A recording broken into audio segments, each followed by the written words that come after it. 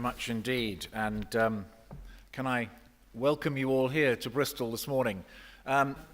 This year we are European Green Capital, so obviously we're delighted that you're here. Many congratulations to you for putting together what is a very comprehensive program, and I know that you've included expertise from all over Europe to be with you on these 2 days. This conference is obviously very timely in the light of the Volkswagen Scandal, and I think that whole issue lends tremendous credibility to the fight to improve air quality, particularly in cities like Bristol. As politicians, we represent people, and we must reflect their priorities, but we also have to get them to understand problems that the city has, and people don't always see those problems and maybe don't think they're important, and sometimes solving those problems means that you have to inflict on them rather difficult and uncomfortable courses of action. But as we've just seen, the effects of air quality fall on the sick, the young, the old, the poor, disproportionately. Air quality is a difficult problem because I guess it's invisible to most people. It's long-term in its impact, and a lot of people think that it's not really as bad as the experts like to tell you it is. So we are faced with a difficult problem in terms of communication. So what are we doing here in this city? We are moving forward in attempting to transform our public transport. That means that we as a local authority, and we work with the 3 local authorities in our city region, that means intervening, helping to guide its growth and its improvement. That means putting our own resources in. It means bidding to government for government resources so that we can assemble the large amounts of money that are always necessary to make real changes. And you will be hearing from one of our transport team later in the day about what we're doing in the city in detail. But we need to do lots of other things as well at the same time, smaller scale things, which can be beneficial.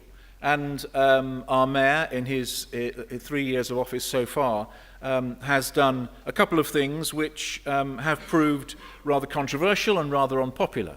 He's introduced residence parking schemes in the centre donut of the city, as he calls it, and that's to stop unnecessary commuter journeys into the city for people to park to work. And of course, that people don't like that. Up till now, residents have been able to park for free, and now they have to buy a permit. You can understand that they find that rather irritating. And they did get very upset, and one group even hired a tank, brought it down Park Street and parked it outside City Hall during a council meeting as a protest, which was interesting, but did actually show the kind of strength of feeling. But it's interesting, now that most of those schemes are in, that people are seeing the benefits. Actually, they can park their own cars more easily, but the streets are not absolutely clogged with traffic and people going around trying to find somewhere to park at the beginning and end of each day. They're seeing the benefits of that and actually agreeing with him on what initially was a very unpopular policy. He's also introduced 20 mph in the central donut of the city. And again, that's not gone down too well. People don't like driving at a speed that they think is terribly slow.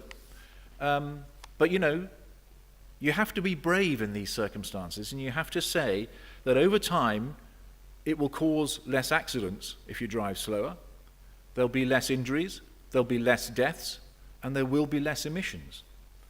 And it's about developing a culture change within the people who live in the city, so that slowly, over time, they get to see the benefits and they get to support these kind of issues. People actually get used to things and they get to see how things improve. Of course, the Volkswagen scandal has highlighted the fact that there's always a difference between laboratory testing of vehicles and what actually happens when they're driven on the road. So we can introduce low emission zones. We haven't done that yet. But if vehicles are claiming one level of emissions and actually delivering something far worse in a way that makes a mockery of the whole exercise. But these will be things that we will be looking at as we move forward. But adjusting public attitude, as somebody said earlier in one of the questions, is about education. And it's about education through effective communication. Many people don't know that we have problems like air quality, or they just think that in an urban area that's just inevitable. So you need to inform change. You need to educate people so that they come to see that we need to make things different. And we as politicians need to talk about the problems and the implications of those problems and thus raise that public awareness. But we also have to lead by example. Our mayor cycles everywhere. I cycled here this morning. I'm not quite sure I should after watching Ian's presentation, breathing in lots of nitrogen dioxide, but I think it is important that politicians do that. That if you want to promote cycling and walking in your city, you've got to do it yourself. But we also have to make people themselves part of the solution. So that means we need to make it easy to walk and pleasant to walk. We need to make it safe to cycle. And we need to provide cheap and efficient public transport that runs on sustainable fuel. We have a lot of buses in this city, that are still belching out deeply unpleasant fumes, and we are working with the bus company to improve that, and they are responding. All this takes a lot of time, and it's very difficult to do.